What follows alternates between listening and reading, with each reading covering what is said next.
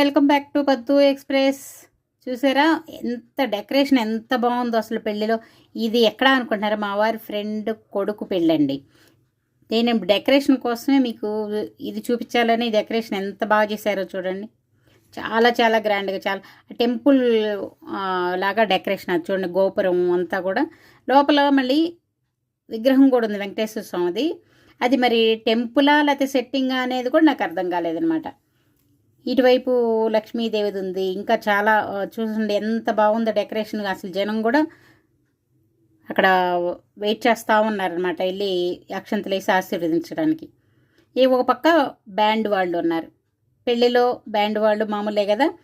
చూడండి, ఒకవైపు నుంచి చక్కగా లక్ష్మీదేవి, అక్కడ ఈ చివరి నుంచి నెక్స్ట్ ఇంకో చివరి దాకా కూడా ఫుల్ డెకరేషన్. చూడండి, పైన జనాలు కూడా నుంచొని ఉన్నారు. ఎంత బాగుందో డెకరేషన్ కదా. నచ్చిందా? మీకు కూడా నచ్చిందా? చాలా చాలా బాగుంది కదండి.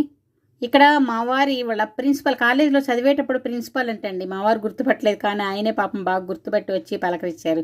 ప్రిన్సిపల్ గారు వాళ్ళ వైఫ్ అనమాట. అలా రావటం చాలా చాలా గ్రేట్ కదా. చూడండి, మొత్తం పెళ్ళంతా ముగించుకొని చక్కగా టిఫిన్లు తింటే, ఉదయం పూట పెళ్ళి అనమాట. టిఫిన్లు అంతా తినేసి చక్కగా మళ్ళీ వెనక్కి వచ్చేసాం. ఎలా ఉందండి? నచ్చిందా? నచ్చితే లైక్ చేయండి, షేర్ చేయండి, సబ్స్క్రైబ్ చేసుకోండి. బాయ్.